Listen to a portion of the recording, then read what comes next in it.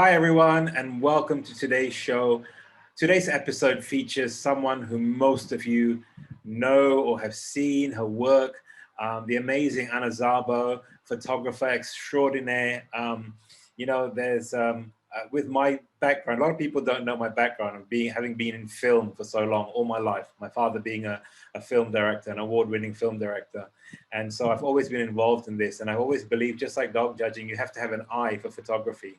And this young lady has definitely more than one eye. She's got two and probably more for this. And she always captures the most incredible pictures and photographs because she has this natural talent, I feel. So we've had a chat before, but today's chat is a little bit more specific on a book that she's launched. So let's introduce Anna first, say hi, and then we'll tell you guys more about the book. Hi, Anna, how are you? Hi, Gopi. Thank you. I'm fine. I'm just at Annika's place, Annika Wetmore. We came to visit her yesterday. Okay. We brought her copy of the book and Dan Eriksson's copy of the book because she will later on give it to Dan herself. Okay. And it's a beautiful sunny day outside. It's minus 16 degrees. Very fresh, very crisp. It is beautiful, believe it or not. Minus 16 is better than 2 degrees in mud and wetness. That's true. That's true. And the sun's shining. So what else can you ask for? Yeah, yes, it's a beautiful sunny day. So So the I will look question, for a walk later. so the question a lot of people have is, have you moved to Sweden? Is that where you're living Hey, now? well, for this lockdown period, yes, I have moved here because Sweden is the one of the few countries in the world which is sort of open and free. You know, gyms are open, restaurants are open. You are free to work as a photographer. You're free to work as almost anything, really. Of course, there Right. are some restrictions, and if you're a teacher and there are students who are sick, then they have to stay home. You have to stay home. So it's not that as if nothing happens. So Sweden is quite strict with lots of things, but it is free. So Good. of Good. course I'm here. And you are well, and everything's good. 100%, absolutely. I Okay. got corona in March last year, which was the beginning of all this charity project and which eventually led to the book we are going to talk about now. So I'm obviously less worried, not worried at all. That said, I could still get corona second Yeah. time, third time. Well, let's pray you don't. Fingers crossed and all that. Yeah. Okay, and I'm going to jump right in. So this project that started off so you were in Crufts in March last year. After Crufts, you possibly suspect you picked up corona whilst you were in the UK. You recovered, and then you ended up in Sweden. Is that correct? Is that where you Yes, can you tell us a little yes, bit yes. about that? Yes. So after Crafts, I stayed on in the UK because I was going to be very busy with clients and several projects I was invited to do with British dog people and horse people. Um, and I stayed. I was supposed to stay for about a month or two at least. And the weekend after Crafts, we went to Cheltenham Horse Race Festival, Okay. where there were quite a lot of people attending. um, Rather careless. I was one of those people who wasn't afraid of the virus at all, and I was just, oh, this is just media hysteria. This is just Facebook. This is just, I thought it was so exaggerated. So I didn't care. This is just the plain truth. I didn't at all care, and I just went out and I was free, and I wouldn't, Yeah. I wouldn't bother. I thought if I get sick, I get sick, whatever. Um, then I got corona and I got extremely sick. I felt very, very ill. Several weeks of self-isolation followed in, totally alone. Okay. I was very lucky to be taken care of by a friend of mine, Susan Edwards, um, who kind of appointed herself as my personal butler. So she would bring me breakfast, lunch, dinner. She would wash my clothes, and she was fabulous. And she's one of those three people to whom this book is dedicated in Okay. light of what she has done for me. I was extremely, extremely sick. Very high fever. I still haven't got my sense of taste and smell back perfectly. So if someone is experiencing the same, you're not alone. And it may come back, but it will take time, obviously, because for nerves to regenerate, that's a long process. And if they ever can, we don't know. We don't know enough about the virus or Yeah. the Absolutely. I consequences. mean, there's still a lot of okay. Let's And not go. Yeah, and after I recovered from the virus and I was healthy enough to travel and not contagious to other people, we decided I would come to Sweden, because Sweden was not in a lockdown like now, because this is the strategy that the country adopted, and it works very well for them. I'm not saying it would work all over the world, but it works perfectly here. Um, and I phoned Dan Eriksson and I asked him, so Dan, what would you think if I came to Sweden? And I ran a series of charity photo sessions, meaning that I would offer 80% of all my income on charity. And he said, that's a brilliant idea, Anna. Come, just come and let's see how much response you get and how much people will want to be involved. So basically, the day after we announced that I would be here and embark on this project, I was fully booked for Wow. the next 2 months. I mean, the response was enormous, absolutely enormous. Phenomenal, totally phenomenal. That's just amazing. Yeah. The Swedish dog people. I raise my hat to the generosity and kindness of the Swedish dog people. They were brilliant, absolutely brilliant. Okay, and so tell me, at that stage when you first started this project, did you know who you wanted to donate the money to? Was it clear then? Yes. What was the cause? What spurred this charity? Like for you to want to give it to this charity? Well, the main cause was obviously my own kind of redemption, because you feel very sort of say sinful when you just go out there and you're reckless and you're irresponsible and you just totally ignore this pandemic that is going on in the world, which is what I did because I thought it was just media nonsense. And then you don't only feel sick when you're in that self-isolation, but you spend a lot of time thinking and you feel very guilty. And it was my way of carrying the cross up on the hill, so to say. I felt there was a need for myself to give something back. Yeah. Repent for this recklessness and being so irresponsible and ignorant. And also that I really wanted to help. I knew how much people suffered in my country, health-wise, financially, how much support hospitals still need to this day, and will need in the future, because the financial consequences of this pandemic will be devastating. Absolutely. Devastating now, will be dreadful in the future.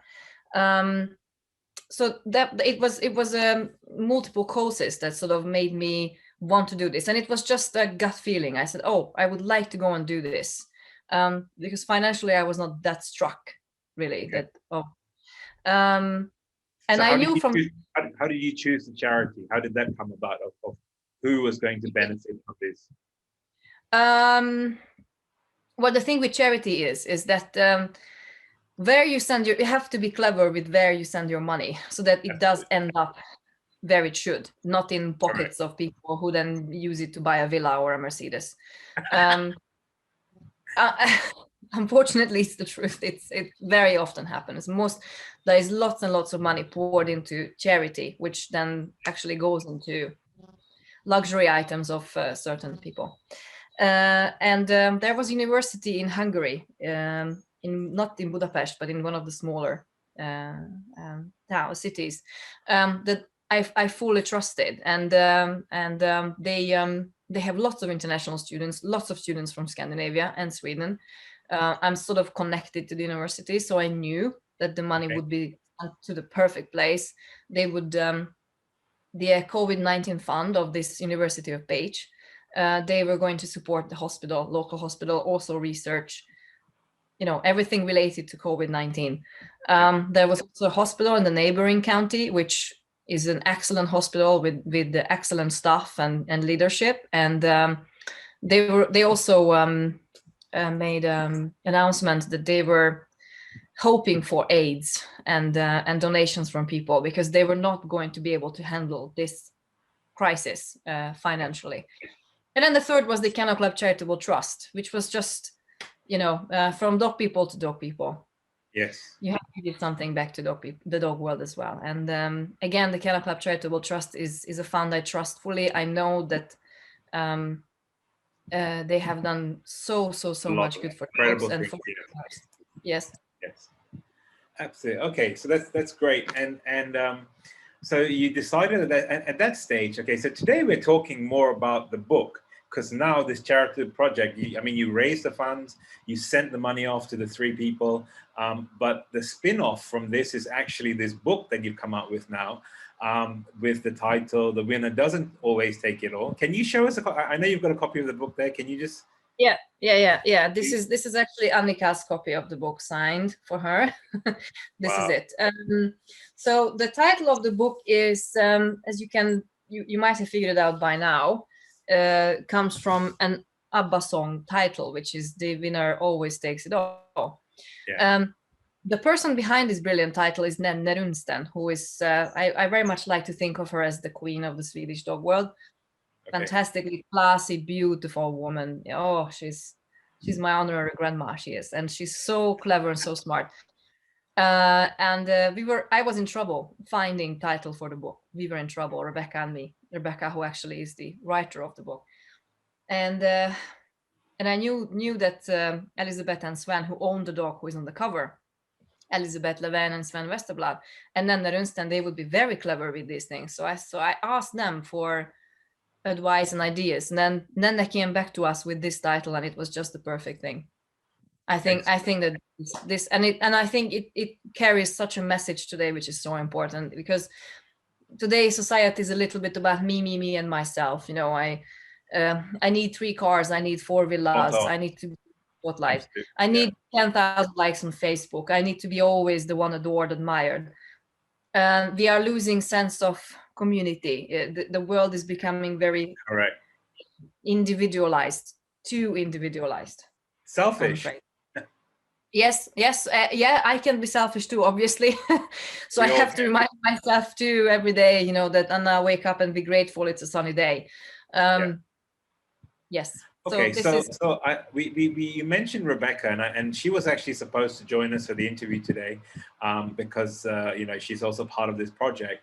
So before we talk about Rebecca, what I want to know is, how did this project then translate, or when did the idea to make it into a coffee table book come about, and how did that, what inspired that part of it? Because we know the project was photographs for people, pedigree dog breeders and owners in Sweden, and you just did amazing photographs of their dogs, and then I will show you some of the pictures. We'll go through some of that so our viewers can see it. So that was the initial project, and then whatever money that they paid for the photographs would then actually be donated. So how did the coffee table book come about? Where did that idea come from? Actually, it's a less pompous story than you would think. Rebecca and me, it was ridiculous, really. So Rebecca and me, we were driving back from Smögen back to Gothenburg. This is west coast of Sweden. Smögen is this wonder of a place with these beautiful red rocks. It's a very unearthly place, really. It's a world famous fishing village, beautiful little red houses, very Nordic Scandinavian landscape, and it's no vegetation or anything. It's just beautiful, amazing, magnificent red rocks going against the sea. Fabulous, marvelous place. Paradise for a photographer. So she offered to take me back to Gothenburg, because she was going to go back herself that day, because she worked between Gothenburg and her hometown. And she had previously been telling me about this book that she made about English Cocker Spaniel grooming. Nothing like that had existed before. So people appreciated it when it came out, and lots of copies have been sold, but lots and hundreds and hundreds she has sold. When she said book, I thought it was actually a book, like a thick book like ours, this book. Okay. And then there was an envelope in her car, very light. You could see that there was some sort of a magazine in it, but so I thought, oh, what is this? And she said, oh, that's the book. So I lifted it up and I said, oh, this is the book. And I said, I can do a book then too. Then I should do a book as well. Right. Because the thing with Rebecca is that she just starts a project and does it. She's very much a doer, a dreamer and a doer. And I'm not, let us do some justice for her English Cocker Groomer book. It's a brilliant guide to someone who wants to groom English cockers, and the content of it is brilliant. So Well, I'm not saying obviously that it's old. So I mean, it doesn't matter how thick it is, or no, how glossy or no, whatever, not because obviously it addresses the issue that people have or wanting to learn this, and yes. clearly they have. It's helped many. That's why it's been successful. So Oh okay. yes, absolutely. It is a brilliant thing. I would describe it as cappuccino in Italy is proper size, small, but fantastic. Cappuccino in America can be 2 liters and dreadful. Yes. Okay. So, okay. Now we've talked Rebecca, but for the sake of our viewers, can we have her full name so they know which Rebecca we're talking about? And can you tell us about how she then got involved? So this, in a journey back with her, this idea came to you to do it as a coffee table book. So then, how was Rebecca involved with that after that conversation and that idea? Rebecca, after that, invited me back to the west coast of Sweden to do more sessions, because she had friends and her family who wanted to have photo sessions done with me. And then just throughout our time together, we really clicked and became a good team and good friends, and we really function well together, mostly because she knows how to handle me, and that's not necessarily easy, but she manages well. You Very well. artistic people. You artistic people. Yeah, we know. We know. Yeah. Well, we are wired together in a different way, so it's and we just kept on talking about this idea of creating the book. And we are both doers and dreamers, but she was very determined that this should happen. She was more determined than I was, actually, at the beginning.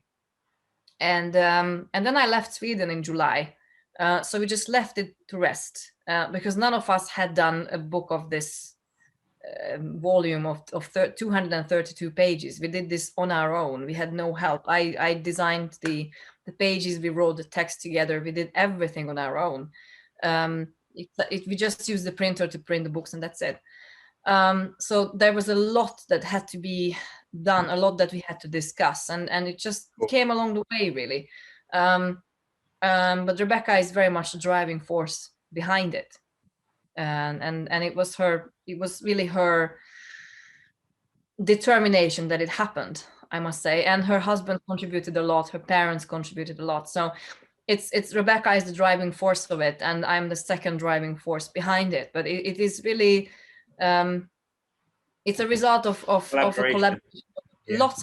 Lots of people involved, all the clients that contributed to the shoot, and Rebecca's family, friends, Don, who wrote the forward, the wonderful canine experts who were so kind to write us essays that we could use in the book. And they did their very best. The essays are absolutely brilliant. I have read all of them. I'm going to talk about that, because that's one of the things I liked in the book. So for the sake of our viewers, I've actually been privileged to see not the actual printed book, but a real privilege to see actually the PDF or the what was sent to the printers, so that I could prepare for this interview. And I mean, it blew me away. And what I loved about it was, okay, so let's backtrack a little bit, and then I'll come to share what I was going to share. So you left in July. When did the book then start to take shape? When did you start working on the book? Writing the materials, putting it together. It is when I returned to Sweden in October. Okay. I left Hungary in September, because I knew the country was going into a full lockdown. Okay. So I left before it would be impossible to travel anywhere or do anything, because I'm not the person to sit in a flat. We know that you don't sit in the same country for 2 weeks. Yeah. No. Well, it depends. It depends if it's some romance involved. I can stay longer, but your romance is photographs. Your romance is photographs. Okay, just keep that romance up, and we'll be happy. Yes, exactly. But it's just Hungary is not doing well right now. It's a lockdown. Nothing is open. There's nothing to do, really. And I just really hope it will open up soon, because I miss my friends and everything. Of course. So I returned to Sweden I managed to spend an entire month in Norway in September, which was wonderful, because I so missed Espen and Åge, the other two people to whom this book is dedicated to. all my friends in Trondheim, and it was just wonderful to be back in Norway, because that's sort of my childhood, dog childhood.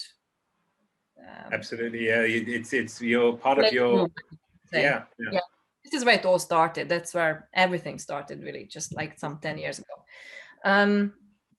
And then I came to Sweden in October, and Rebecca and me, we put our heads together, also about the book. And another month went on, just planning and talking and planning and talking. And then we sat down in November and started seriously planning everything, putting the pages together, how long it will be, what printer we will use, how the book will look like, what pages we will use, by what time can we get it done, because the printers for Christmas are normally fully booked. So it was absolutely impossible to Correct. get it done by Christmas, because the printer said not a chance. Everyone is fully booked.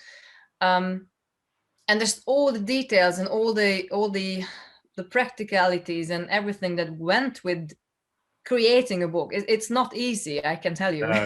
Well, I mean, I've seen the book. I've seen how much work has gone into it. So I know that it wasn't easy, and it was a lot of work, a lot of hard work, and to put this together. Yeah, incredible much work. Just to share with our viewers, it's not just a book of pictures. What was interesting is that each person who was photographed then actually wrote something about Anna. And they also then, there was a little, a short intro about them, how they got involved in pedigree dogs, their journey in pedigree dogs, their commitment, their passion to whatever breed they were in and involved. So Anna, whose idea was it to include that and to get them to write a little bit about, about the project and how they were happy to be involved and what their thoughts on the project? How did that come about? What inspired that? That was actually both Rebecca and my idea. We both were thinking the same, and I can't really remember which one of us brought the topic up, but I think it might have been her. And I said, you know what, I was thinking exactly the same, Rebecca. I think that especially the people who contributed the most to the charity, because a few individuals have really gone out of their way to make this project a success, and they have put a lot of money into it as well. I just thought that they should have more space, attention, something more about themselves in the book as well. And I thought it would be interesting for the readers as well, because these are fabulous people with such a life journey to them that I can't believe what fabulous people I met during this charity tour. Really, I mean, this is it. Some of these people I've heard of, obviously because of their good reputation in the dog world, and I've heard of these people, and it was just nice to see their story, or to read about their story and how they got involved, and their thoughts about the project and how they supported this and all that, and also to hear the really amazing comments about your talent and your work. That was just also beautiful.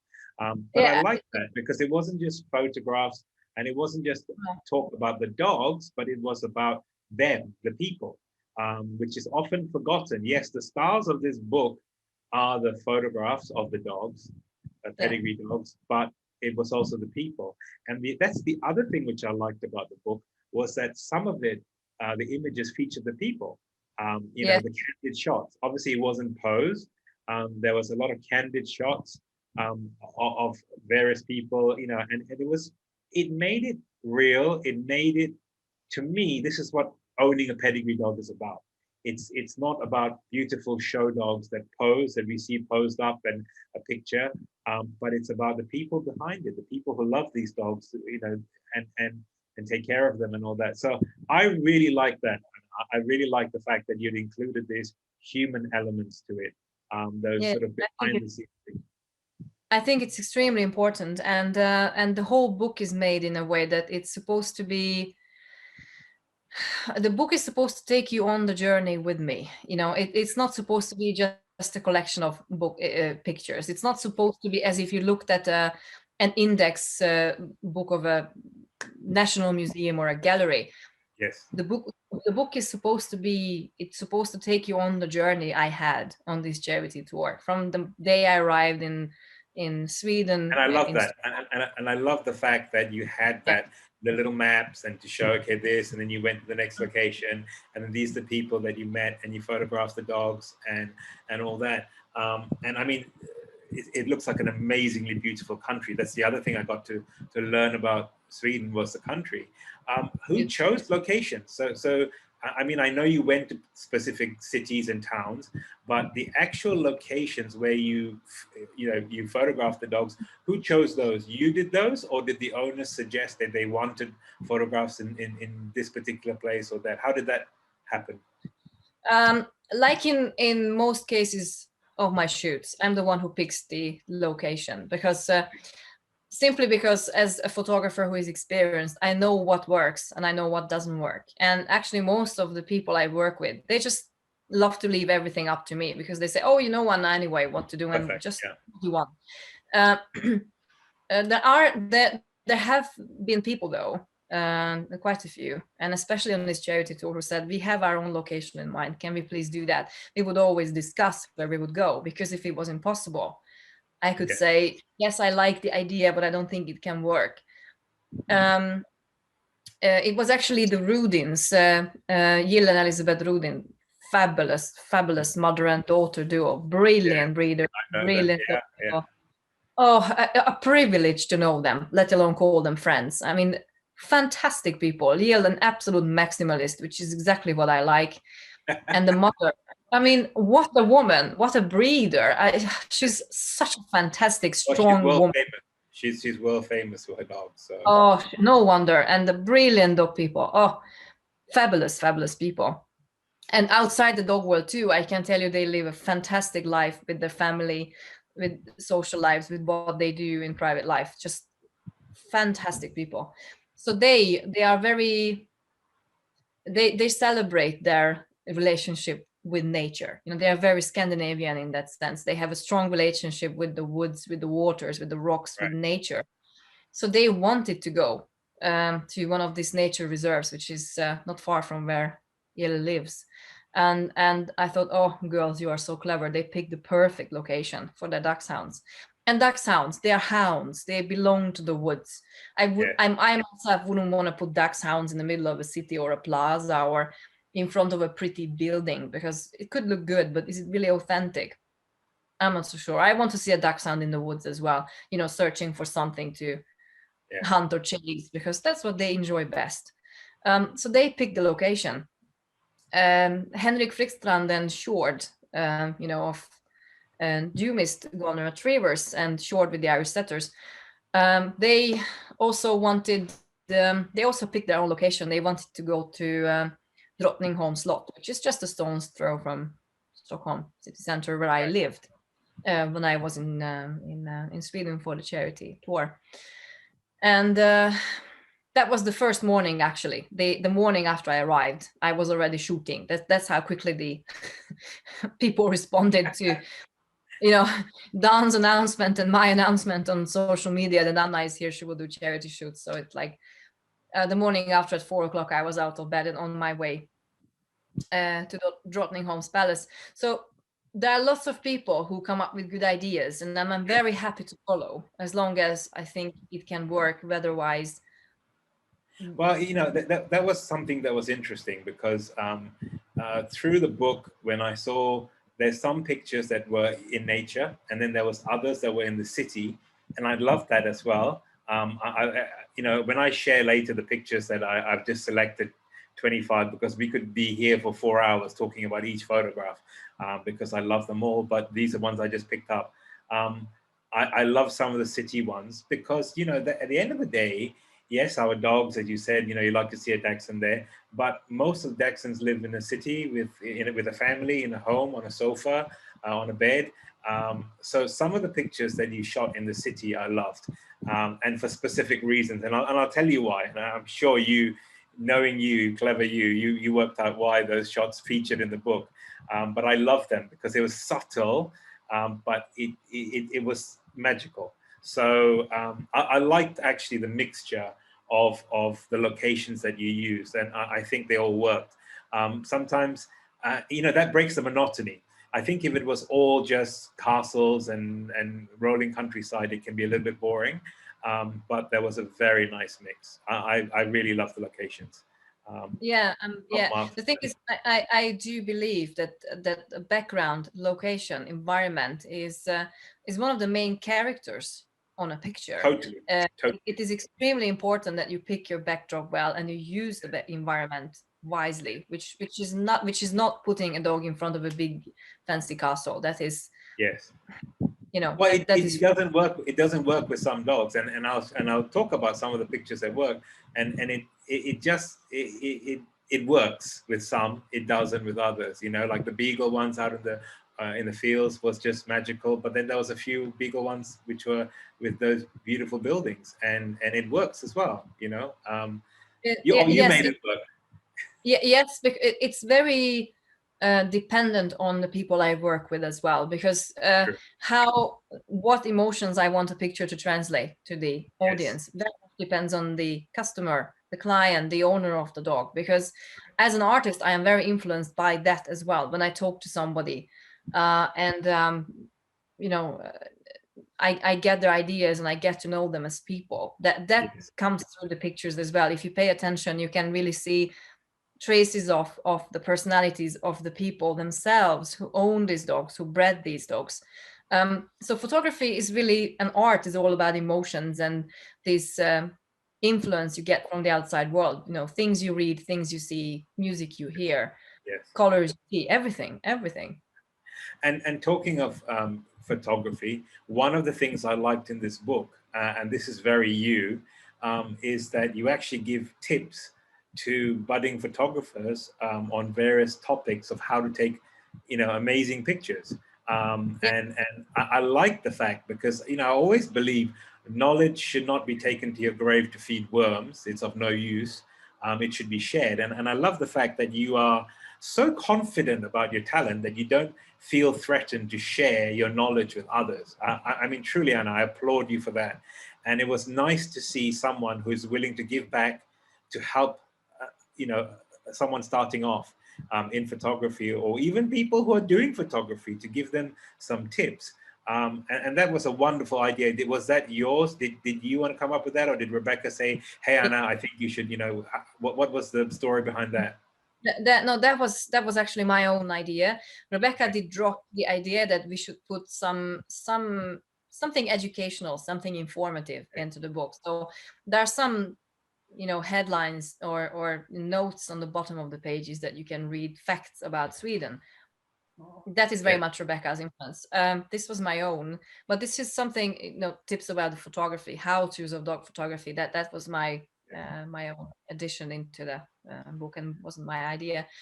And but this is something that I've always been, I should say, generous with or about. When I was in Hungary last year in the summer, I invited two of the photographer boys there if they wanted to see how I worked, and I told them what I would do when I was shooting a dog, why I would shoot a dog from what angle, and just Okay. we had a very theoretical meeting up in the Buddha Castle, and then we had another one on the field shooting by a lake, and I really enjoyed it. I thought it was extraordinary fun, and I love my fellow photographers. I mean, I love them, and I never ever felt threatened by one single one of them. And it is my belief that the more extremely good photographers that are out there, the more we can push each other to do better and better and better and better. Correct. Correct. You have to be Challenge each other. yes, you have to be extremely grateful if there's someone challenging you, because if there's no one challenging you, there's not a single person coming up with ideas that give you this feeling, oh wow, she could really take the torch over. Now I'm gonna have to rise up to this challenge. Then you have to take care of kicking your own bum yourself. Yeah.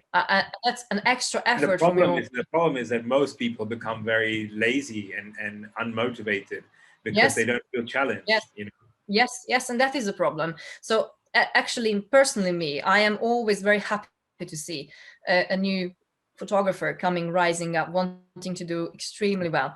One of them would be Dora from Slovenia, she's a very young girl, and she's extremely extraordinary talented. I mean, the work that she produces is breathtakingly beautiful, and she definitely is one of those who will be competition is what I would like to say, because her pictures are absolutely beautiful. She's a very nice person to work with, which is also important, because your clients obviously want to, when you're out there on the field at 4 o'clock in the morning, of course, people want to spend time with someone who is at least fun or entertaining.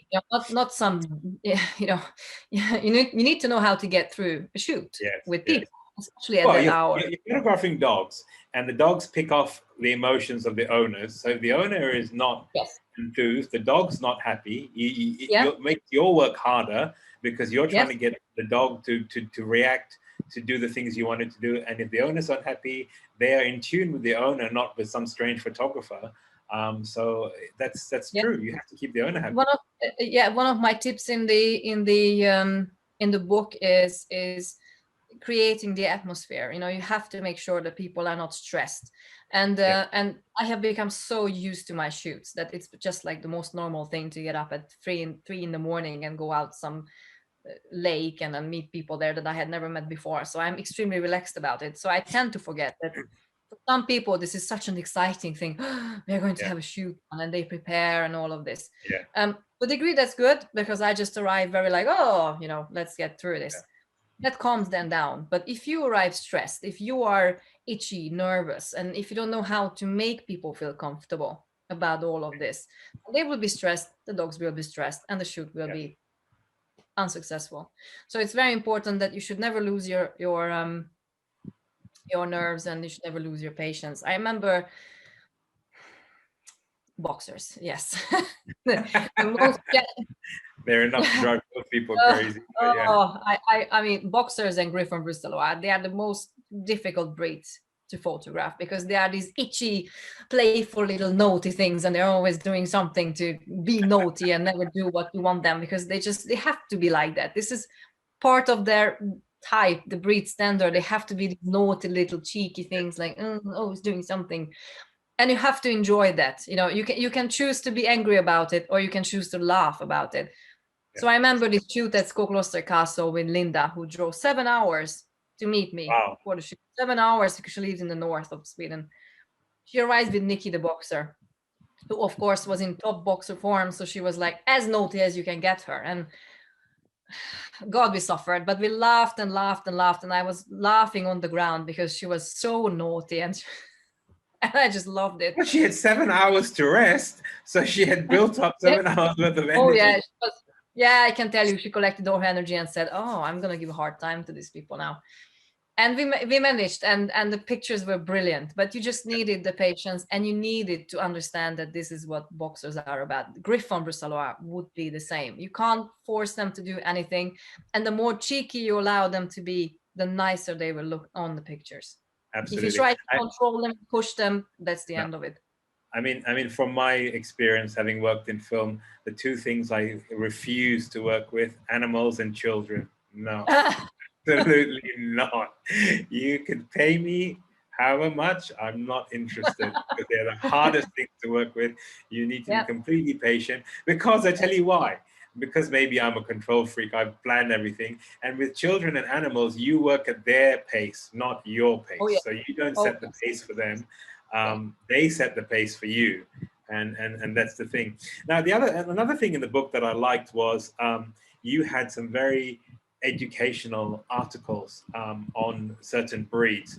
You had, the likes of Marco Cosa and other people write on various breeds. How did you pick the breeds? Why did you pick those breeds? And to get those write-ups. I mean, they're brilliant write-ups. I've not read all of them. I read the Mark one. I read one more, but how did that come about? That was quite simple. I simply picked breeds which heavily dominated my charity tour. That makes sense. I worked with a lot of Afghan hounds. Yeah. I've worked with a lot of gun dogs. I worked quite a lot with poodles, and poodles was more that I was just so fascinated by Mikke and his knowledge. I just desperately wanted to include it in the book, Yeah. And the story with Mikke is that he recruited a lot of people into the charity charity tour from the south of Sweden, which is called Skåne. It's where he lives. So I definitely wanted Mikke to have his pages in the book, which he earned and deserved. And other than that, that man lives and breathes poodles. Like he talks about poodles in a way that gives me goosebumps. He's just absolutely brilliant. He is. And I'm used to Espanoga and this kind of very knowledgeable people, but Mikke really impressed me. But not It, just how much he knows about the breed, but in as an artist to an artist, the way he talks about poodles is something extraordinary. It's like he paints a painting with words. Something I can't describe. You have to read the text to understand what I'm saying. and he's also a nice person. So Yeah, very, very, very loving, very caring. He really has his heart in the sport and yeah. for the sport. And in the book you have a mixture of color and black and white photographs. Why did you choose to contrast the two, or to add in the mixture? What was your reasoning behind that?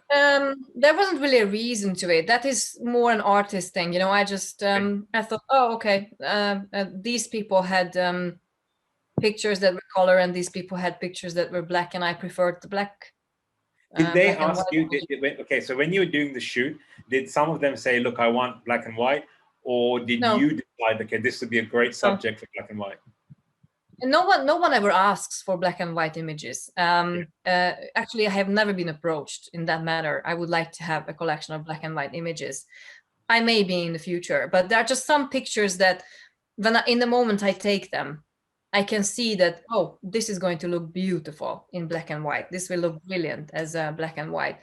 And then you just put them in Lightroom, and then you have this gut feeling that this looks nice in color, but in black and white will be brilliant. And Like the yeah, Borzoi, Elena yeah, Hahn, yeah, beautiful Borzoi bitch. I mean, it was beautiful enough in color, but in black and white, it was just brilliant. And some pictures just look so much nicer when they are black and white, because black and white allows different emotions to come alive, and I yes, think they can yes, touch you more than yeah. colors.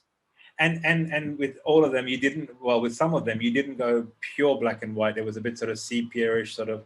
There was a nice tinge to it, so it made it interesting. I've got a couple of those pictures actually to share.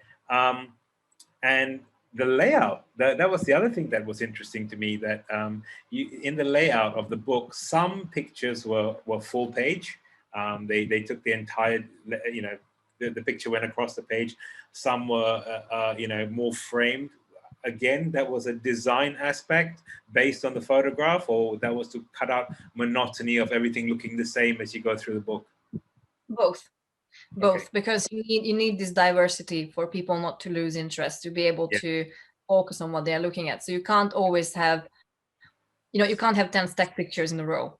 You Yeah. can't have 10 heavy sort of, heavy in emotion pictures in a row. You need to have something very poetic, and you need to have something fun, then you need to have something easy, you need to have something light, and the next one should be and layout was very, very based on just my feeling as to how it looked good. So that's when the artist comes in again, actually. And before we start sharing the pictures, the other thing which I loved, of course, because she's a person near and dear to my heart, was your tribute to Di.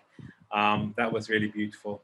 I was when I saw that, my heart just sank a little bit, and I felt a very warm feeling. And I think a lot of people will, because I know how much she meant to you as well. And it was very, very nice of you to remember her in this book. I mean, truly. Di Johnson is if someone were to ask to list the few people that have played a major role in your development as a photographer or as a person, Di Johnson would be one of them. She was a big supporter of my work, and she wasn't just always there to pat me in the back, but would always say, and Di, how she was, and Very she would direct. never, I mean, she was just class, she was, and the comments she made, remarked on my photographs were just so brilliant, absolutely brilliant. She was so very important to me, and I how much I like British dog shows and how much I love going over to the UK, which is very much my home in the dog world. She was always there. Di would always sit ringside in her chair, and we would always be around her, a group of people. She was never sitting alone, because we were fighting to get near her, and especially me, I would always fight with Derek Smith, that I could take her chair, because I always wanted to sit in her chair, and luckily I'm young and quicker than Derek, so I would be able to sit in her chair before he got there. And she was just the most brilliant dog mind expert person. I mean, no words to describe Di. I mean, I really failed to describe her. She was just from me, thank you for doing that. For doing that, I felt that was very special. But it's something that was so appropriate. I mean, Di was so important to me, and she's very alive in the book and in everything I do. And I'll never forget the morning when she died. It was actually Ragnhild Almanza, Let Goated Retrievers, Ragnhild Ulin, and one of her good puppy buyers, Thomas, we just had our breakfast in Gamla Stan in Stockholm after we finished our shoot, and we just decided that we will do the Almanza tale, which was a enormous project and a beautiful journey. And that's when I received news of Di's death. So I actually had to be almost rude to Ragnhild and tell her, Ragnhild, I'm so sorry, I'm going to have to go back to my apartment. I couldn't even finish the breakfast properly because I became very sort of, I couldn't burst out in tears, but I did when I got back to my apartment. Yeah. Okay, so now I'm going to share some of the pictures, and I just want to say that you probably know exactly how many photographs are in this book, Anna. Do you know exact amount of photographs? Actually, I do not know exactly how many pictures. There's a project for you. That's a project for you to. It's hundreds and hundreds. Yeah, but and we could, as I said, amazing pictures, and we could be here for 4 hours talking about each one. But I just picked up several that caught my eye that I particularly liked, or that connected with me in some way, and I'll explain as I'm going through with it. But the book is full of just some outstanding images. Okay, we've got to introduce little Dandy first, who's been sitting there patiently. This is one of Annika's little Dandy. She's 8.5 months old, and she's very much a beloved little thing. It was not the first time when I met her yesterday. She wasn't that appreciative of me when I groomed her yesterday, but she's forgiven me. Okay, so I'm going to try something, and I'm going to share my screen and see if I can get this to work. I've never done this before, so this could all go badly wrong, but let's see. Okay, so we're back now. Technical issues resolved.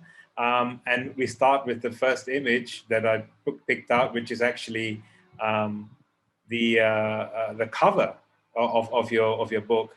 Can you tell us a little bit about this? Where it was shot? I mean, it looks like it'd be in the Arabian desert, but where was this shot, and how did this picture come about? Oh, quite the story to this one. So this is a totally random picture. It wasn't planned at all. This was not a shoot that we planned. Okay. The story behind is that Jonni and Karin Hedberg, two wonderful people, very close friends of Elisabeth Leven and Sven Westerblad. They have been breeding Salukis for ages, I think 50 years or something. Very clever, very, very nice people, very hospitable. They were kind enough to invite me along to celebrate Midsummer Eve on their summer house on the Stockholm archipelago. And Midsummer Eve is an enormous thing here in Sweden. It's just as big a holiday as Christmas is. So this is very important for the Swedish. Okay. And to spend it on Stockholm archipelago is such an honor, because that is the ultimate way of spending Midsummer Eve. I was truly very honored, and it was such a dip into Swedish culture. It was fantastic. So on the way back, Elisabeth and Sven and Isa, whom you can see on the picture, that's Isa stacking Ice, the Afghan hound. Okay. Very appropriate name because he's a domino male. So he looks like he has the color of the glacier. So Ice is such a perfect name for him. But that's the brilliance of Elisabeth and Sven. Okay. We were just driving back, and it was like, I think, midnight, 1 o'clock in the morning. But at that time in Scandinavia, it never really gets dark. And I just spotted this incredible lake with these huge, big rocks going into it. And I said, I want to take pictures there, because this is how I function. And then we drove a little bit onward. And then I saw this sand mine, but they're mining sand. And then I just saw these dunes of sand. And I'm like, oh, that is so Afghan hound. We need to go and take pictures there, Elisabeth. Sven, please, can we please go? Because at times when I ask people to take pictures is when my artist heart is really, Yeah. pumping. And I'm like, oh, I need to go and do a shoot there, because you're so inspired, and you so want to play around with this, breed and this fabulous environment. And I mean, this was, if you look at this picture, you really feel like you're in Afghanistan or in a desert, or Yeah, in absolutely. You feel you're in the it, middle of some desert. yeah. So This is that's one of the fabulous. pictures I look at, and I can't believe I took this picture, because it touches me. I mean, I know it So sounds arrogant. okay, for it to feature on the as the front cover, um, was that your most favorite shot then of the entire project, or how did you decide this was going to be the front cover? Uh, but first of all we were looking for a striking picture that would be Okay. fitting for a front cover, because there are some pictures that some pictures fit into a front cover and some don't. Even Yeah, let's just say that there is two pictures. There's one I absolutely adore, and there's one I like less. yeah, The one I like less may be still more fitting to be a front cover than the one that is agreed. so beautiful and so brilliant technically and photography wise. So it's a bit tricky to find the a fitting picture for the front cover. It needs to be striking. It needs to carry emotion for people to say, "Wow, what is that?" So Yeah, I thought this would be the perfect thing. And actually, it does happen to be my favorite picture from not only this charity okay, tour, but of probably all my pictures. okay. So this is the next picture that I loved, and I loved it because it was just so classic dog people that we get the dog up on Yes, a tree, and then we're grooming it to make it looks perfect. And of course, we know Camilla is a perfectionist, an excellent yes, groomer, so she yes. was Very going to make sure that there was not a hair out of place on this Afghan. And I love that.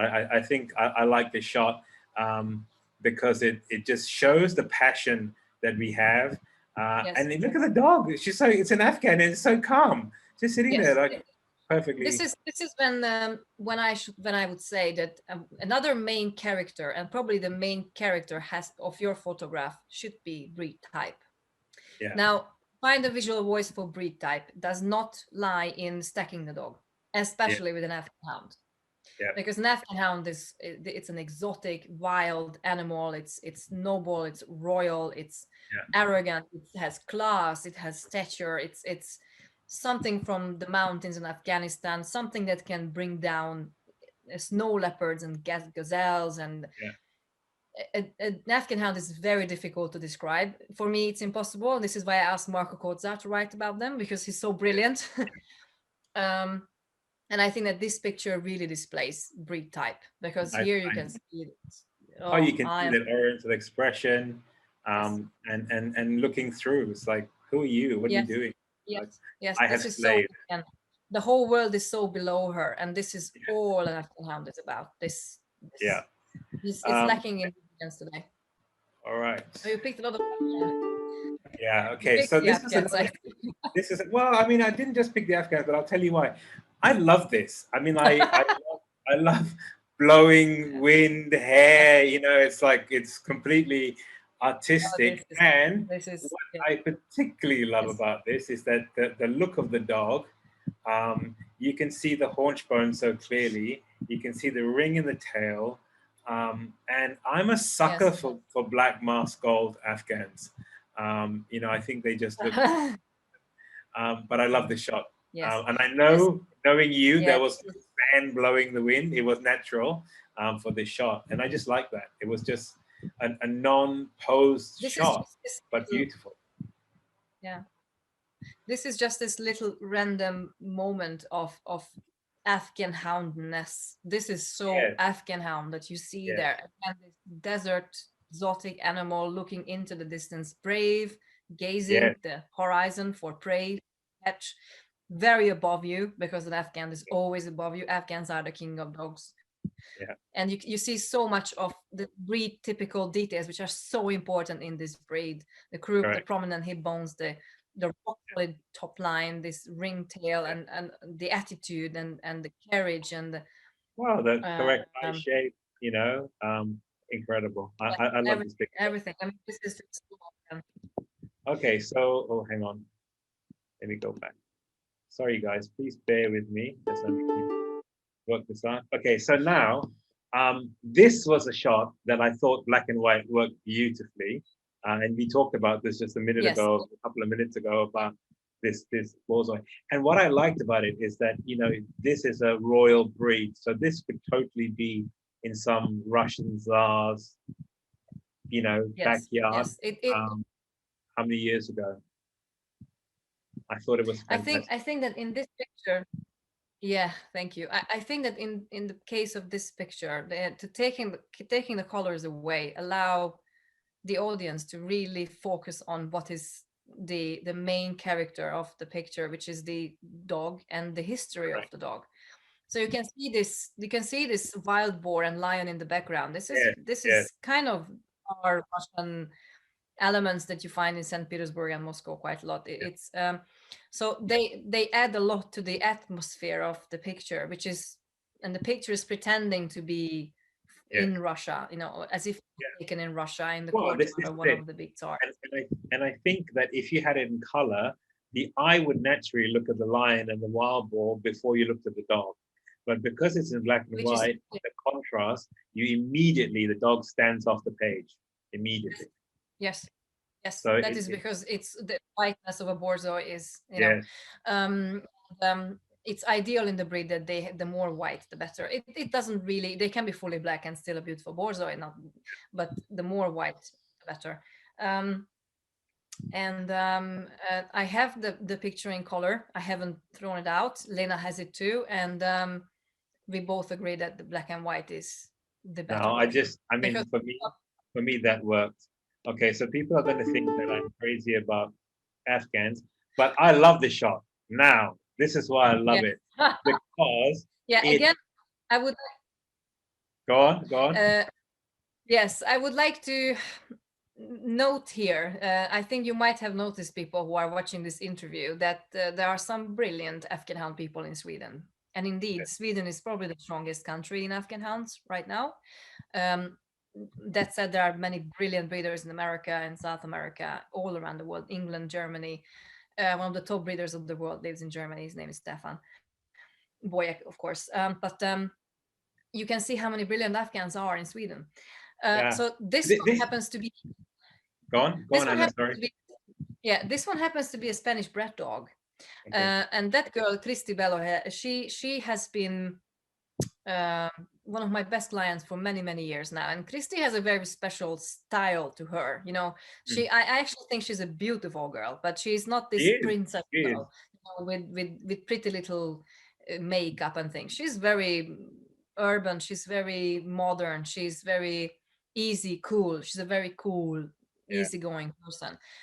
And so we were just walking in Gamla Stan in Stockholm, and Gamla Stan of Stockholm is such a versatile world, so to say, because it's a city inside the city. Um, and I just looked at this narrow little road. We were kind of finished with the shoot, and I just looked into this road and I said, Christy, this is so you. Yeah. This It narrow is. little It is. road with refugees everywhere. And I thought, Christy, this is so you. Can you just go in there and pose? And as soon as she walked in there and sat down, I said, oh, this is it. Yeah. Again, it's feelings I can't really describe. As an No, artist, you no, just and this is why I picked it, because it was not. I mean, I'm not saying the dog's not beautiful. The Afghan's beautiful, but I picked it because I love the photograph. I would pay money to have this on my wall because I love the fact that it's so rustic. It's so real. You've got this, graffiti and everything. The lighting is just perfect. It's almost like you got, you had professional lighting put in, but I know it's natural. It was and I love it. It was, We were, and she matches this environment, like this that sort of exotic look, plus an exotic looking dog. So this was a shot I really liked. Yeah, it's a very out of the box picture, and that's why it works. Yeah, this is another one that I liked because I just thought it was so cute. I mean, it was just like, it's gorgeous. Oh, bless him. Can you imagine this? This is Gamla Stan too. Oh, This okay. is taken just one street away from where the previous picture was. This is this toy poodle was, oh, he was so fun to work with. It was, and the owner was delightful, Marta. This was at a cafe where I would sometimes sit down and have a glass of wine or eat breakfast. Um, and I was, it was actually very accidental why I picked this location.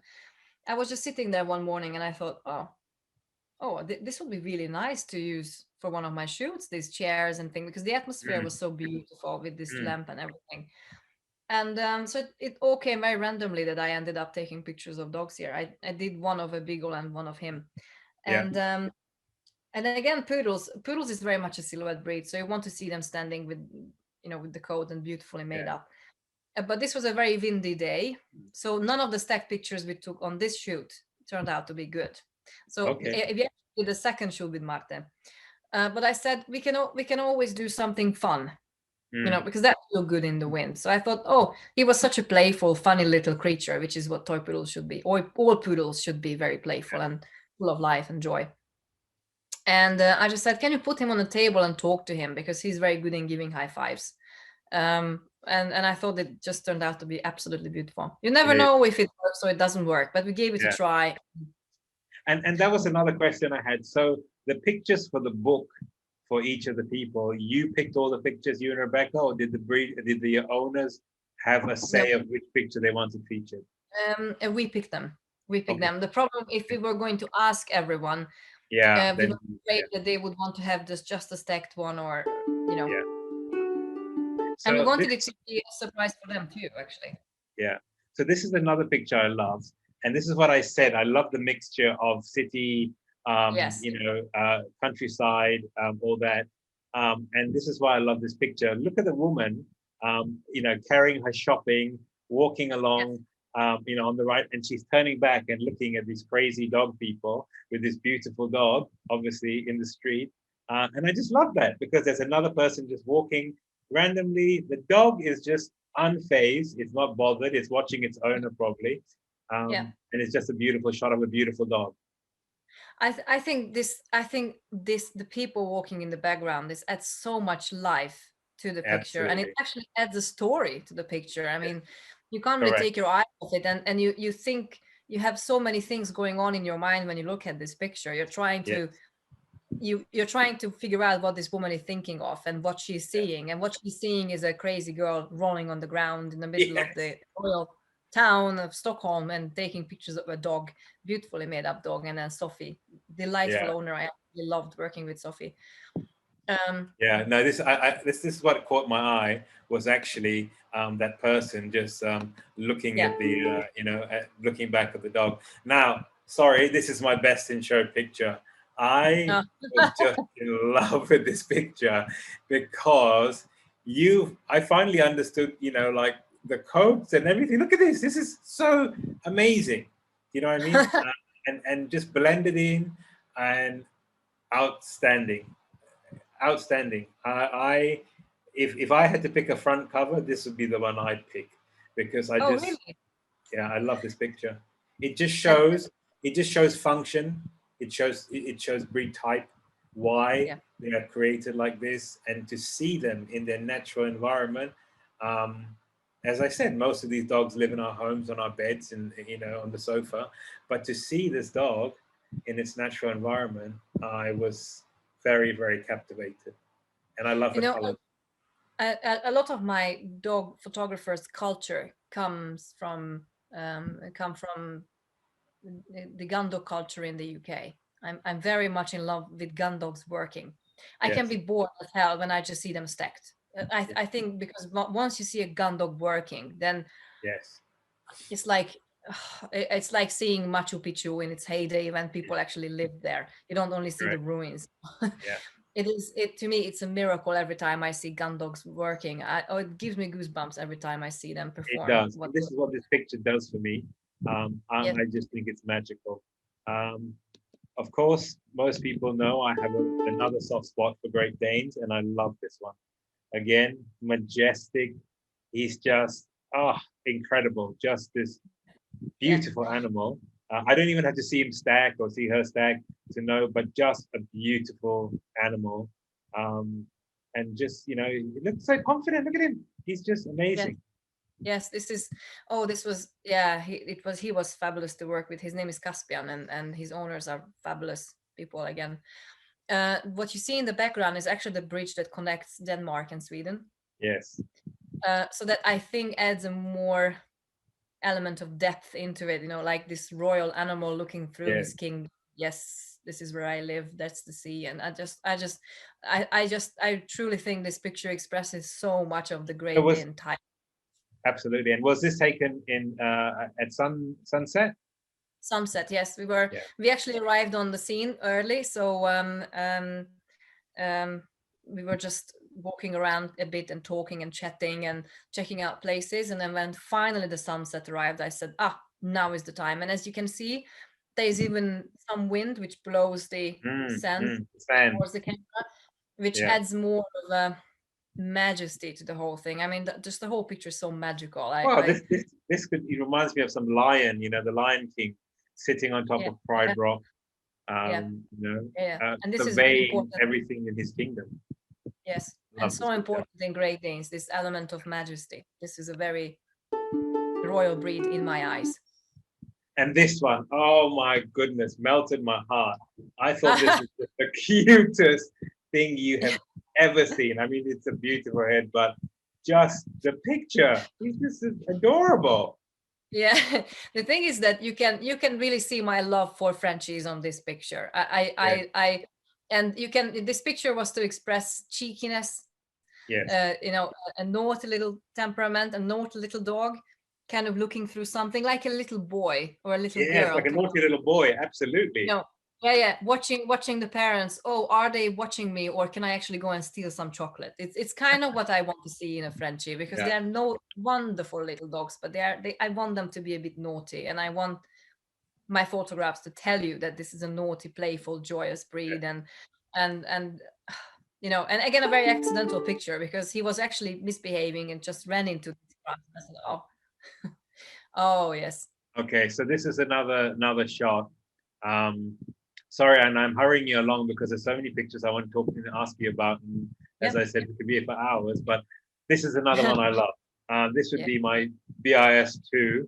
The back cover would be this because it Yeah. was just a magical shot. Now, where was this taken? Was this taken during the shoot? This time? So this was at the end of my stay in Skåne, which is south Okay. of Sweden, and this is a night shoot I had with Mikael Nilsson. My second shoot with him of this dog Dante. This is the dog he's showing now. Beautiful, beautiful poodle. And I actually managed to convince Micke to drive through the night, go to Helsingborg, which is on the west coast of Sweden. Stay awake all night, groom his dog during night, and go out and do a shoot in the night so we can get this picture. What Because this time was kind of this taken? What time was this done? I think 2 or 3 o'clock in the morning, something like that. Because you have Wow. to remember that in the summer, Scandinavia is very light, and the morning Yeah. comes very early.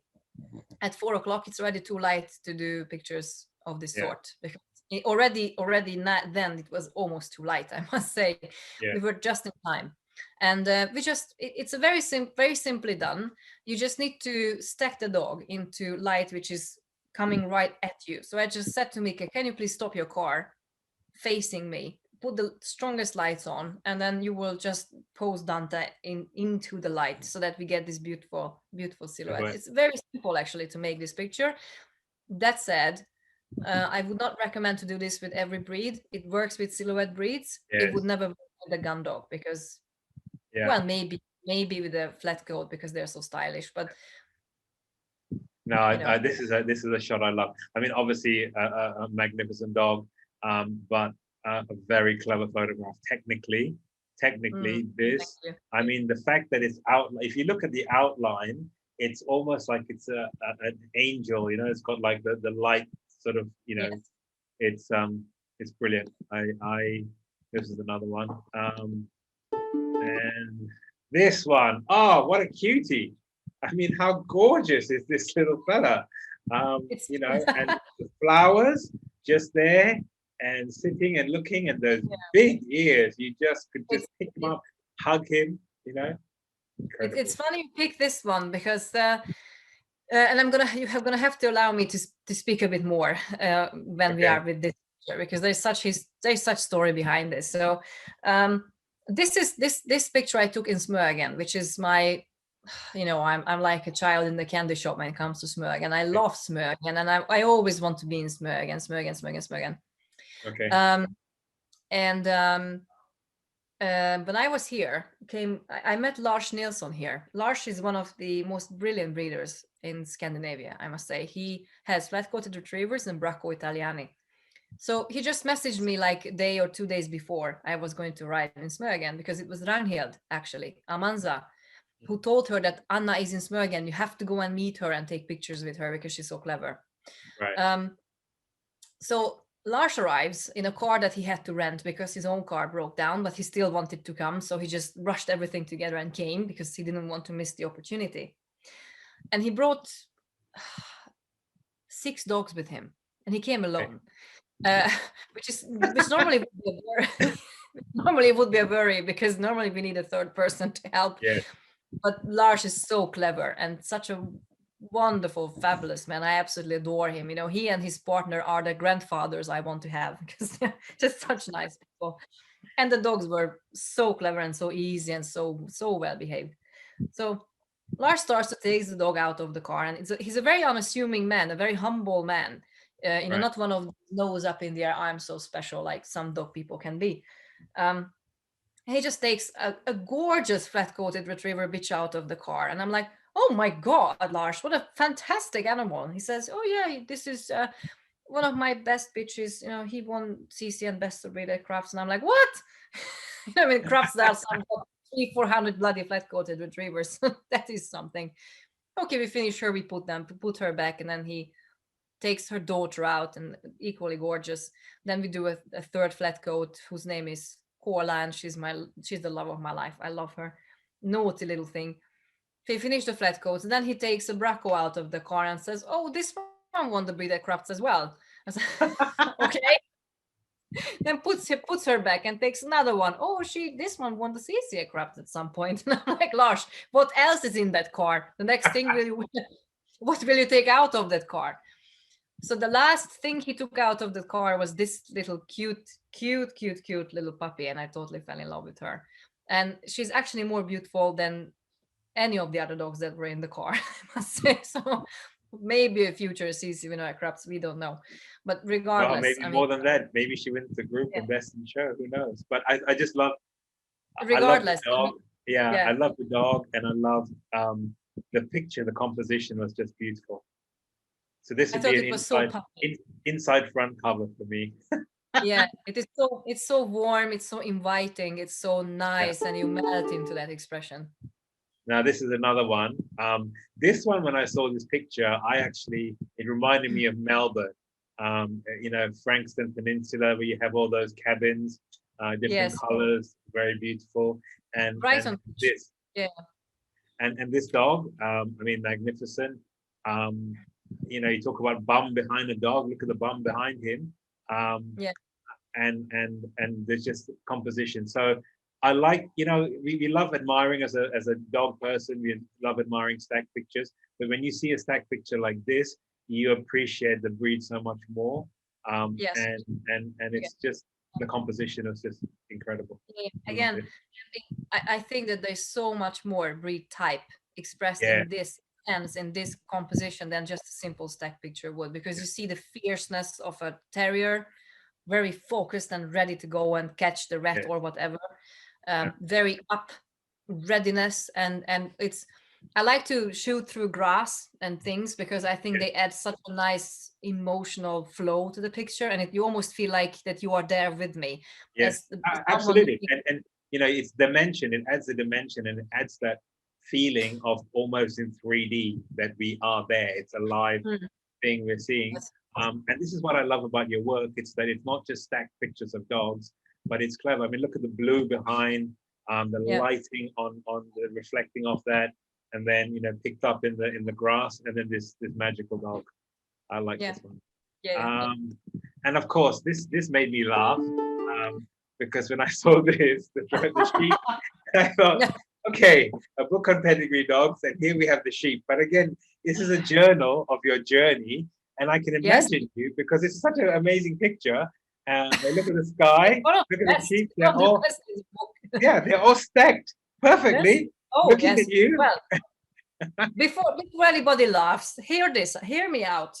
You know, the owner of this smooth fox terrier that you just saw, Yeah, his name is Kister. He's a brilliant dog person. I mean, he has such an eye for livestock, for okay, beauty, for and he lives in the most beautiful house and home. So his new love is sheep, these sheep. okay. It's a South African breed, and I don't want to tell you how much they cost, because with dog people we know how much we pay for dogs, and trust me, these are no less expensive. So he would just take this sheep on a leash like we would with the dogs, and he takes the Are sheep you walks with. serious? Now I'm absolutely serious. He stakes the sheep is standing, and you know, my clients could tell you that sometimes I use my phone to attract the attention of the dogs. I would play dogs barking on YouTube, and then the dogs become, oh, what's that? Yeah. So that's a trick, and that's a tip for photographers to use in the future. When you have a dog who is bored, go to YouTube, play dog barks. It works. So with the sheep, I played sheep sounds, and it worked. It was, oh, where are the sheep? I mean, But you know, this shows me your love for animals in general. yeah. Because you And saw again, and it beauty, also, animals and beauty, because you saw yeah. this beautiful shot, and you thought, and I mean, I don't know about sheep, but they do look quite tasty. Yes, I imagine, you know, yeah, and it's a very serious industry, this sheep Yeah, yeah. agricultural. I mean, of course you have been to an agriculture show in England, Gopi, so you would Yes, I know. have. Yeah, it's important. This is another city shot that blew my mind. Oh yeah, I you know, this fabulous deerhound bitch. The yeah, owner completely concentrating on this dog. The dog being a typical hound, just looking off. And then you have these guards or police or whatever in uniform with helmets and everything walking in the background. And I thought, wow. And you know, the building behind that, again, another shot that just this is totally. the this is the Royal Palace in Stockholm. Again, we are back in Gamla Stan. This is actually, you are seeing scenes of where I lived, and this is where I would walk in Okay. the morning and things. Okay. So I remember at 8 o'clock in the morning, every morning they would have the horses march through the island, and you know. And when I was here with Jenny and her wonderful, beautiful girl daughter, and they brought three dogs for me: an Afghan hound and a deer hound, and some, I don't know what the third dog was, just some pet dog. Um, I was thinking, well, why don't we just wait? I will position you, Jenny, I said to her, if you can just take the dog up, and can we just wait until the people arrive marching through the picture? Because that will add such life to it. And again, the picture will become a painting, a moment Yes. frozen. Yes. Instead of just some. Don said something very clever to me once because when I had the shoot with Annika in Gamla Stan also, Don came. So you can imagine how nervous I was to meet Annika and Don at the same time. Oh my God. So Don said something very clever when the shoot was finished, and we were just having the usual coffee and food after the shoot. He said, Anna, look at this picture of yours and that picture of yours. This one, a picture, is just a car sticker that you put on the car. It can be any dog, just a dog. That picture of yours is actually a picture of that dog, because you can see some character, there's life in the picture, you can see the face, the individual dog, there's so much more going on. So it's this kind of criticism that is so constructive, and I always have this in my mind. So I was so grateful for him to say that, because since he said that, I have been very conscious of making pictures alive, you know, that the Yes. photograph would be alive. Yes. So when you look at this photograph, you see so much going on, and of course you enjoy it much more than Correct. if it was just some empty background behind. It would be just another Did picture you that. now? A question I had was, because you know, I'm you know, the little creative in me is thinking, would the shot have been better with just a dog there without the owner? And then I thought, no. What I love No, is the fact that she's yeah, there. You can see the dedication of this woman to this dog. and She her love for appreciates the the dog, and her beauty of, love yeah, of the dog.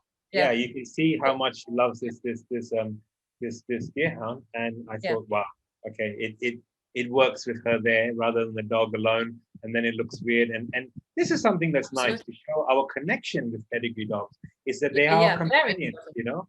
They're Very not just important. show pieces for a show ring, but they are actually our companions. So I love that one. Moving along.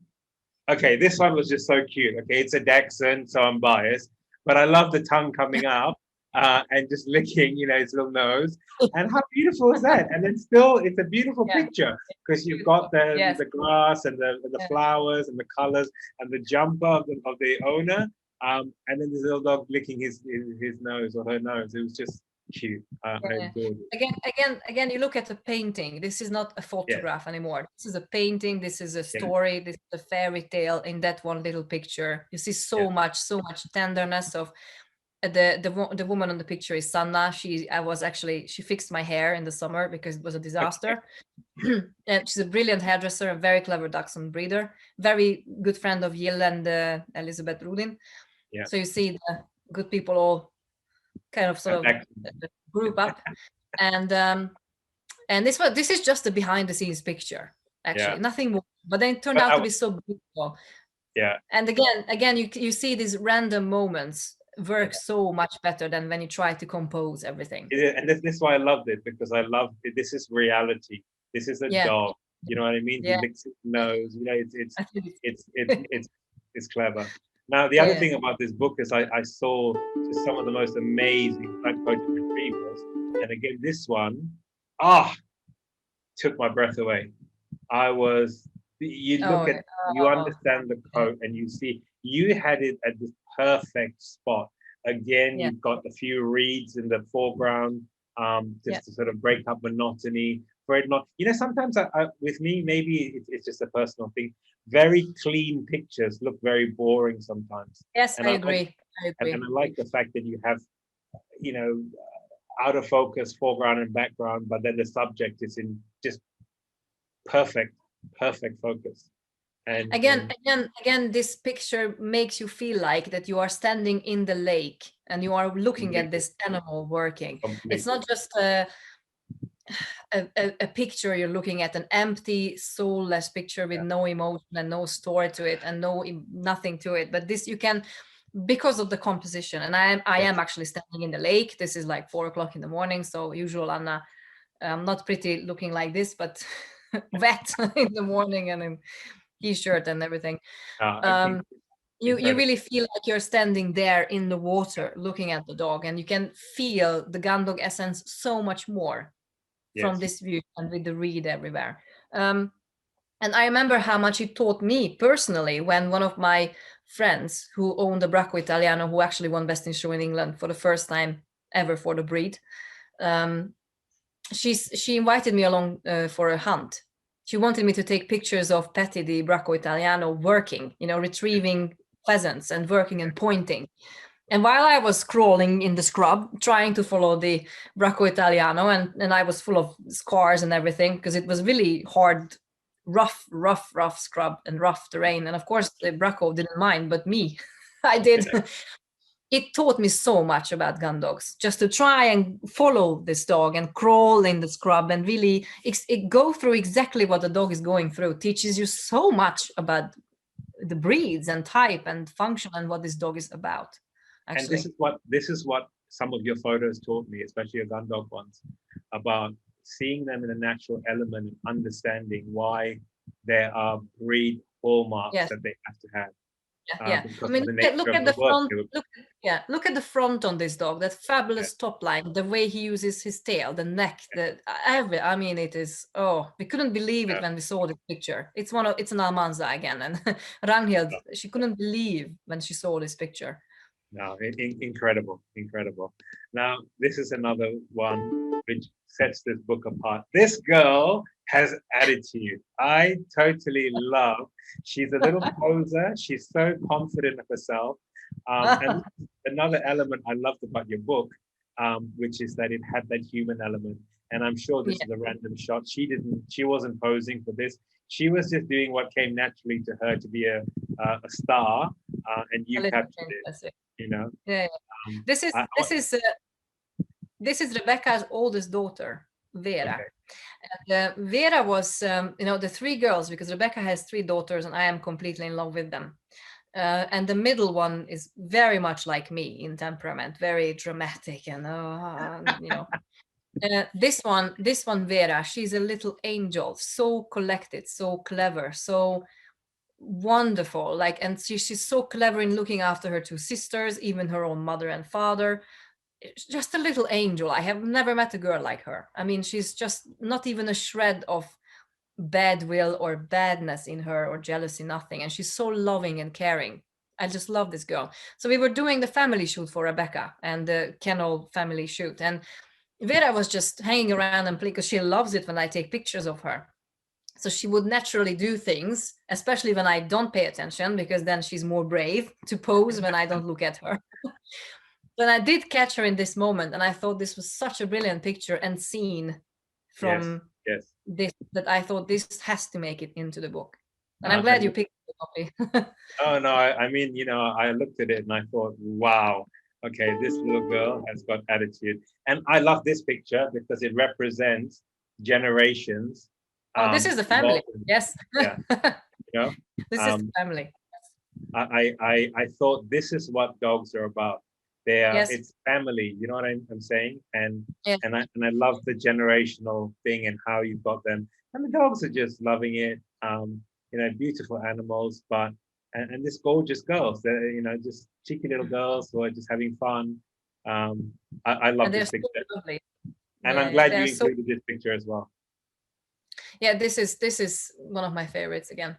Börje and Therese in the background, who founded Kennel Alert, which has been very, very successful in English Cockers. It's a big, huge name, very, very smart people. And then there's Rebecca and her husband, Tobbs, and I love them both. And then the three kids.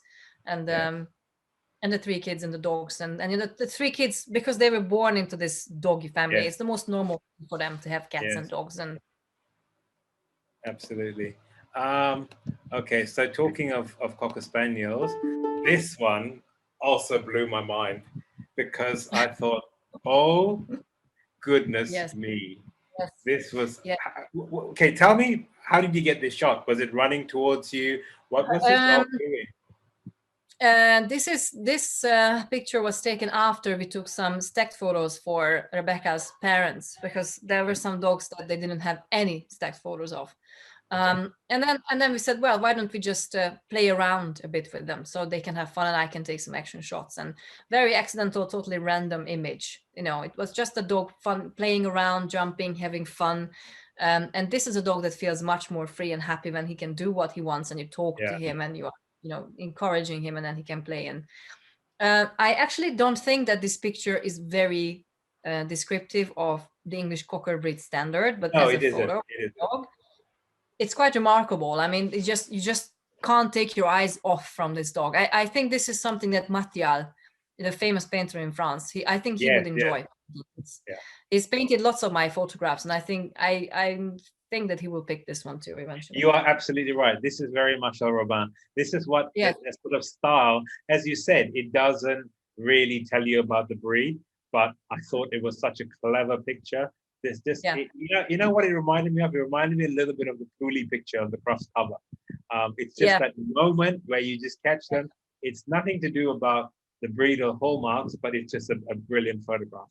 So I love that It one really as well. takes you. It really takes you with it. It's Yeah. like you can't take your eyes of it. Yes, you're mesmerized. I actually was like, I'm going to put this as my screensaver. Okay, so this is the Australian shot, and this came under Oh, it came and, under your teaching people how to take pictures. yes, Um, yes. so again, a brilliant shot, and I'm just putting it up because I love this shot. I think it's magical.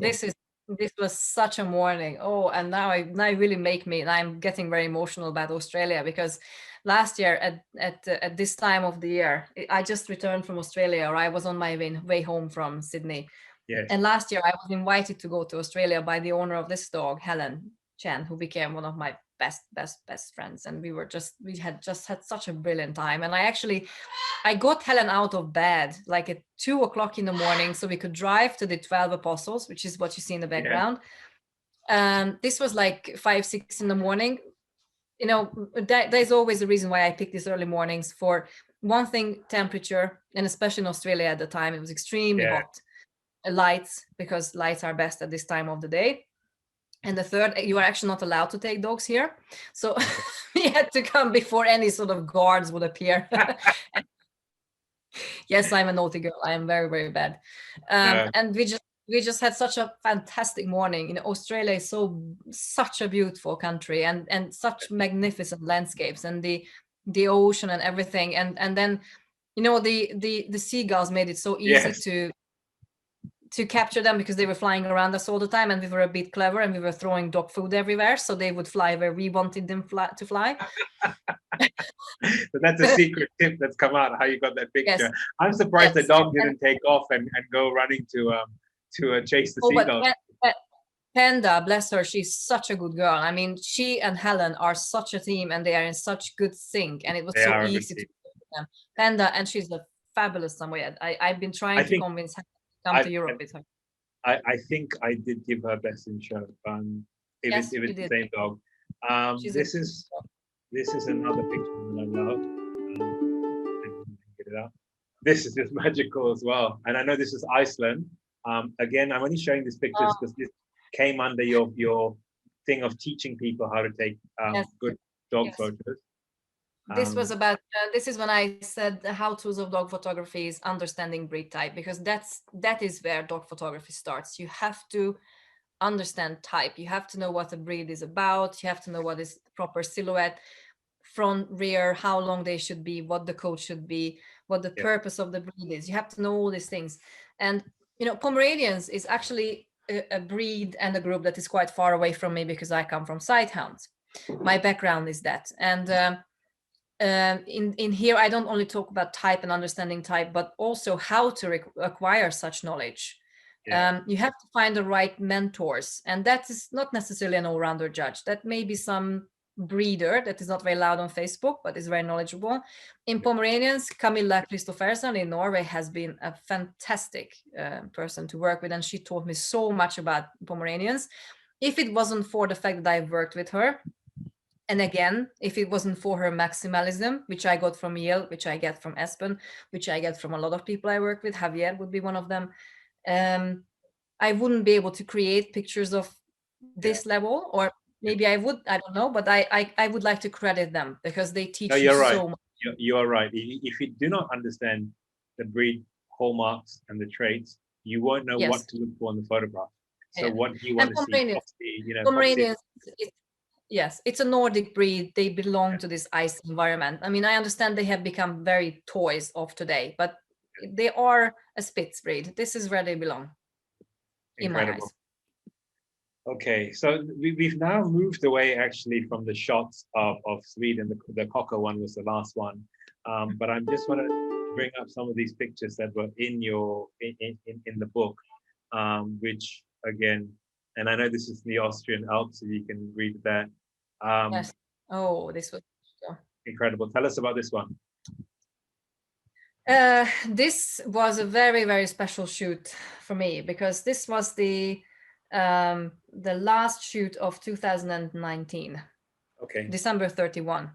We had the shoot in the Alps. It wasn't only a fabulous time I spent in the Alps. It was Christmas time, New Year's time, but it was such an intense period of my life, because I was about to go to Australia, and I knew that there were the bushfires everywhere.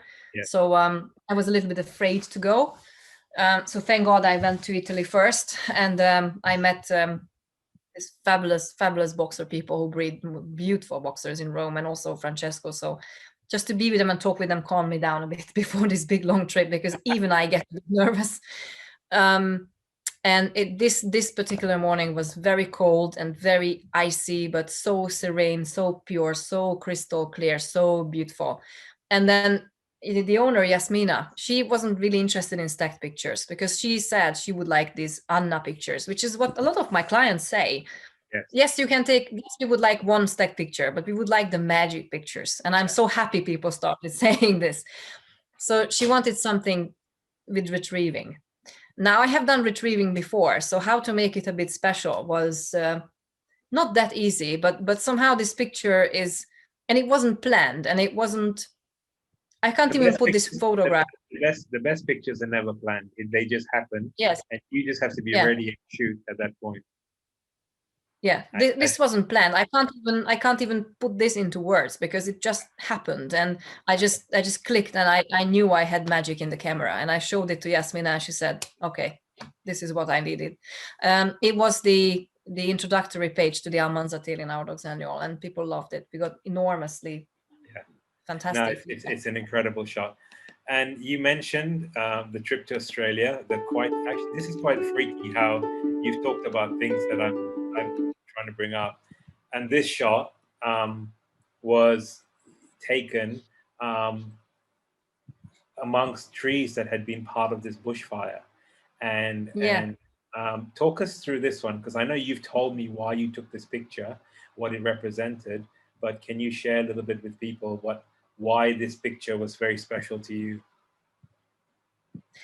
Yeah. So as you can see, my 2020 was as intense as it could have probably gone because you know how.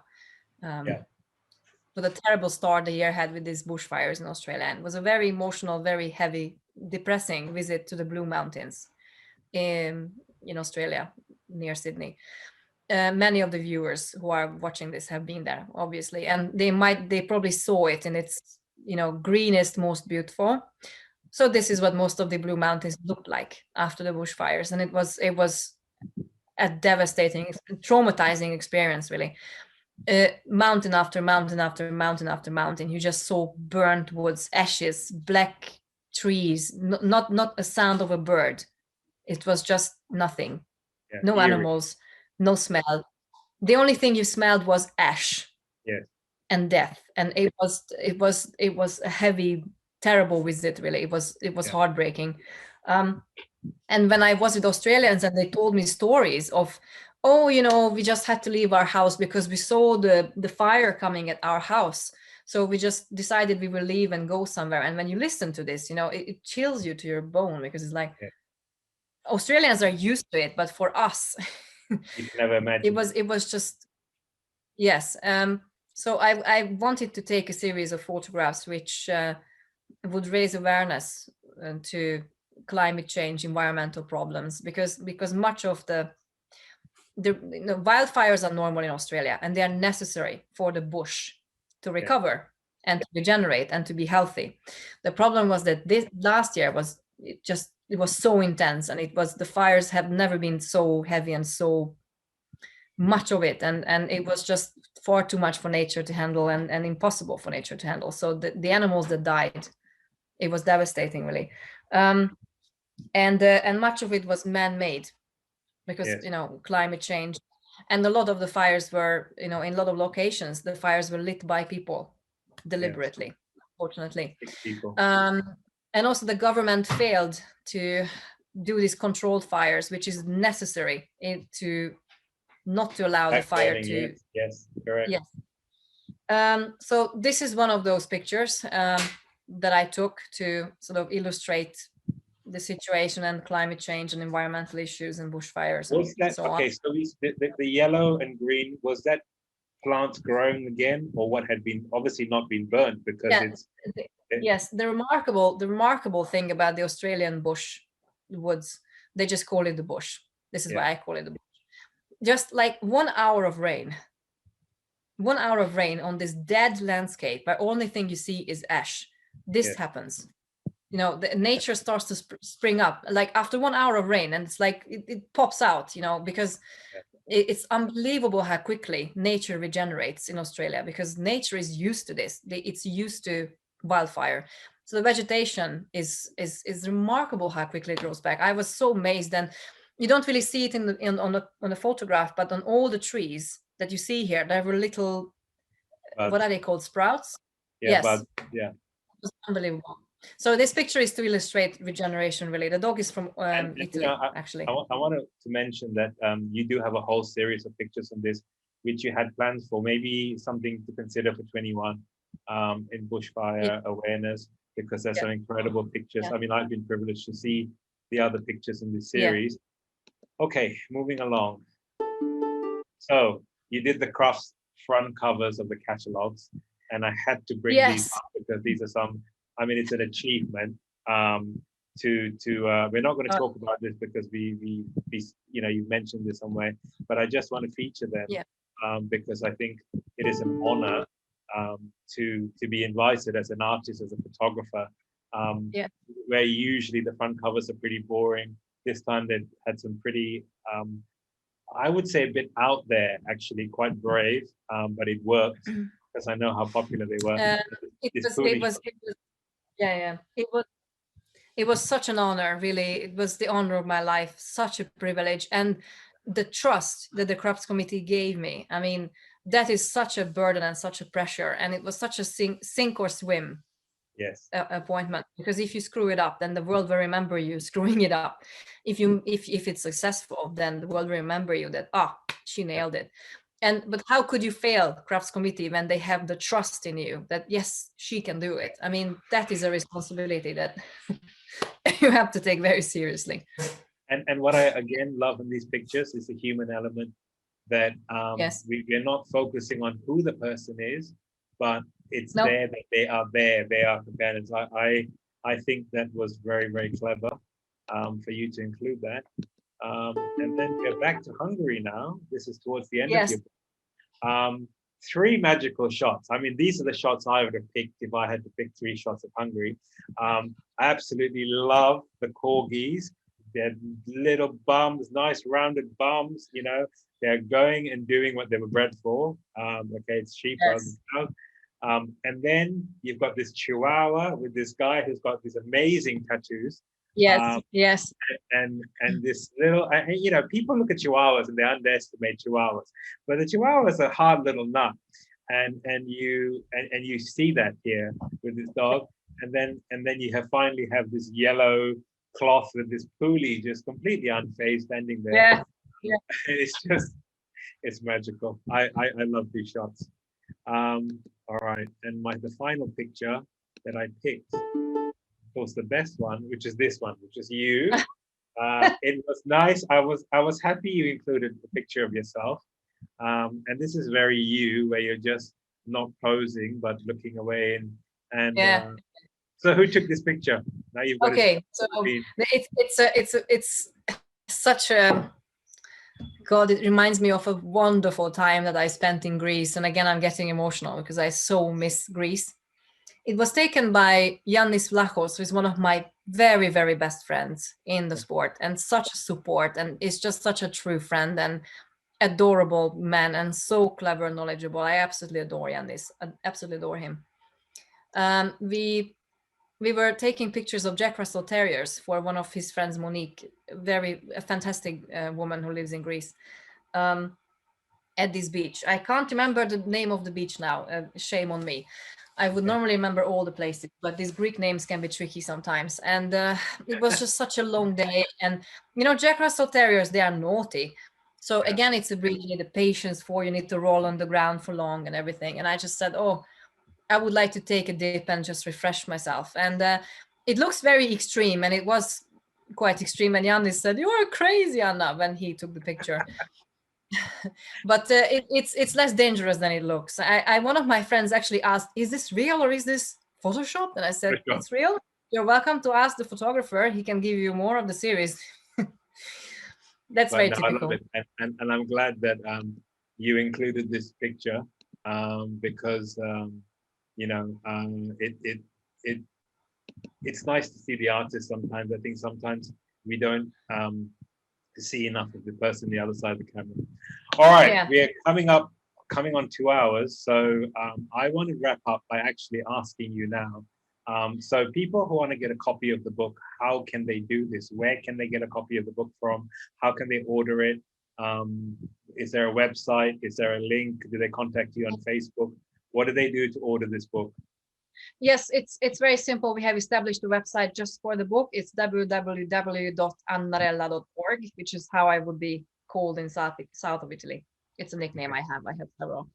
And if people just go onto my Instagram or Facebook website, they can find the link on my bios. It's very easy to find, but they can also just contact me via Facebook email, and we will direct them to the right so that's Annarella, www.annarella.com. And .org. .org, sorry, Yes. www.annarella.org. Look it up on her Facebook page to get the exact, in case I've mispronounced it and you don't understand what either of us have said. But yeah, so it's available for sale. It's already available now, or is there a date Yes. that is? Yes. Yeah, we are going to deliver the pre-orders, because we had an enormous amount of pre-orders. I mean, it's brilliant what good feedback and response it has got so far, even though no one has actually even seen the book. Okay. And it's available for order, and we decided not to limit it for now. We will see how the sales go. I would not want hundreds of thousands to sell, but we will not limit it for now. So it's open for anyone to order, and it's a good read and a very fun read. It's a fabulous for read. anybody. I mean, I'm going to be unbiased and say that I thoroughly enjoyed it. Of course, I would love to get my hands on the physical book because it's the best way to see it. But still, seeing it digitally, I enjoyed it immensely. Besides the photograph, as I said, the educational aspects of articles on the breeds and gun dogs and Afghans, and then just seeing just some incredible images. And the style of the book, the different, as I said, I mentioned some of the things which kept it alive, which kept me turning the pages. And you know what, when I reached the last page, I went straight back to the first page and started again, looking for again, because I thought it was incredible. And a fantastic project. I'm looking forward to what else you have. I mean, I've brought up the Australian project one. I truly think that's one you should pursue, something to think about, because there were some fabulous images there with some fabulous Australian dogs in specifically to this bushfire. So maybe something to think about reviving. Do you have any parting words on this book, your first book, or anything you'd like to share with us before we say goodbye? Well, I just would like to thank everyone who contributed to it, because again, this book and everything that you see in it is a result of collaboration, of teamwork and everything. And I just would like to say the message of the book, which is we are living in difficult times, very difficult times. The dog world is living in difficult times.